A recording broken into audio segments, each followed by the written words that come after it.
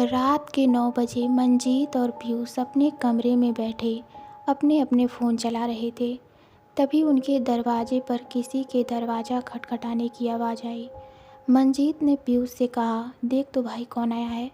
मंजीत की बात सुनकर पीयूष ने जवाब देते हुए कहा, अबे भाई मैं अभी अपने फ़ोन में कुछ ज़रूरी काम कर रहा हूँ, तू जाकर देख लेना कौन है।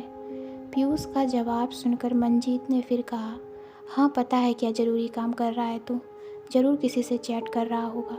यह दोनों आपस में ही दरवाज़ा खोलने के लिए एक दूसरे को बोल ही रहे थे। तभी एक बार फिर किसी ने इनका दरवाज़ा खटखटाया। इस बार पीयूष ने फिर मंजीत से कहा, जा भाई तू देख लेना कौन है। इस बार मंजीत अपनी जगह से उठा और पीयूष से बोला, घुस जा अपने फ़ोन में। इतना बोलकर मंजीत दरवाज़ा खोलने के लिए दरवाजे के पास गया। थोड़ा ज़ोर से बोला, कौन है। मंजीत के इतना बोलने के बाद तुरंत बाहर से आवाज़ आई, अरे मैं हूँ सूरज, अब जल्दी दरवाज़ा खोल। सूरज इन दोनों का ही दोस्त था और वो यहाँ कभी कभी इनके साथ पार्टी करने के लिए आया करता था। पर इतना सुनते ही मंजीत के जो हाथ दरवाजे की कुंडी खोलने के लिए ऊपर उठे थे वो वहीं पर रुक गए और मंजीत तुरंत पीछे पीयूष की तरफ मुड़ा तो उसने देखा पीयूष भी अपना फ़ोन नीचे रखे उसे ही देख रहा था। मंजीत तुरंत दरवाजे के पास से पीयूष के पास आया और बोला, सुना भाई। पीयूष ने जवाब देते हुए कहा, भाई पर ये कैसे हो सकता है, अभी 1 घंटे पहले ही तो हम लोग सूरज के अंतिम संस्कार में से होकर आए हैं। यह दोनों सूरज की आवाज़ सुनकर इसलिए डर रहे थे क्योंकि कल सूरज का एक्सीडेंट होने की वजह से उसकी मौत हो गई थी।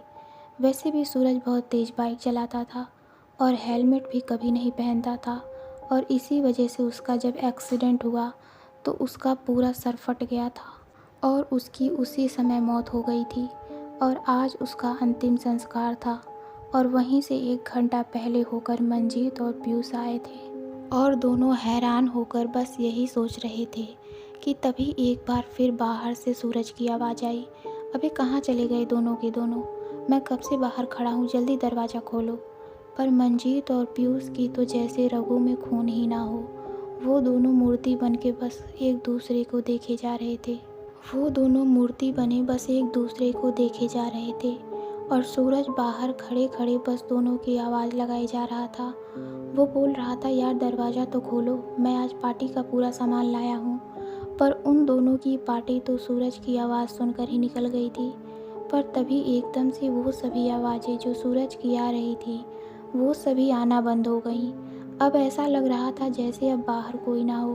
अब मंजीत और पीयूष भी यही सोच रहे थे कि यह कैसे हो सकता है, कोई मरा हुआ इंसान जिसका अंतिम संस्कार भी हो गया हो वो कैसे ज़िंदा हो सकता है। यही सब सोचते हुए दोनों बैठे ही थे कि तभी उनके बाथरूम से ऐसी आवाज़ें आना शुरू हो गई जैसे कोई बाथरूम के अंदर हो। पर यह भी कैसे हो सकता है क्योंकि इस घर में मंजीत और पीयूष के सिवा कोई नहीं रहता और ना ही कोई आज इनके घर आया हुआ है।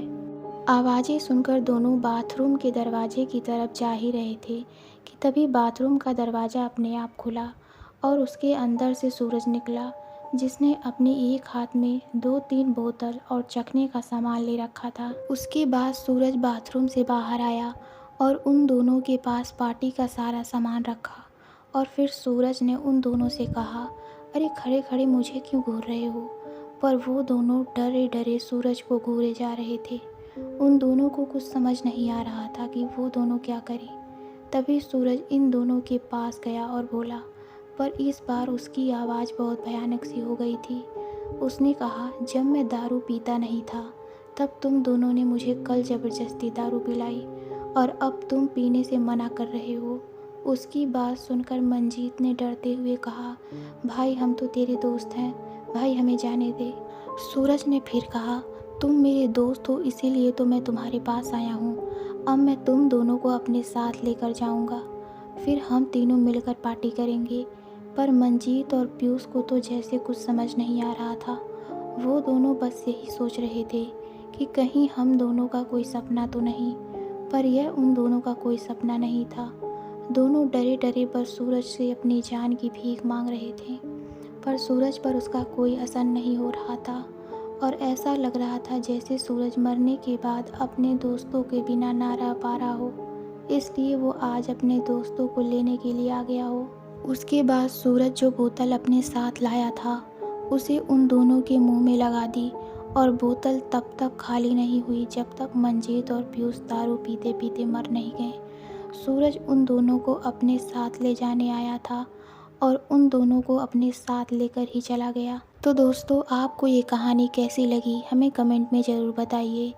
तो मिलते हैं अगली कहानी में। धन्यवाद।